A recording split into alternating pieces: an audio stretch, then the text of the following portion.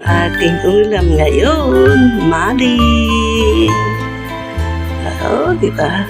Canned chicken luncheon meat, maling. Nahiwa-hiwa na.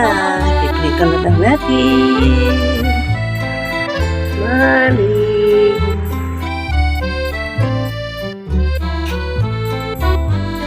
Morning. Nag-almusal na ba kayo? Kain po tayo. Meron tayong pandesal ngayon. At saka, naman natin sa tinapay ang maling luncheon meat. Isa tayo para makapagluto ng pinakbit. Charon, isasawag natin sa gulay. Pinipit ko na. Ito na ang ating pinakbet. Yes, ang sarap niyan. Wow. Tuyo.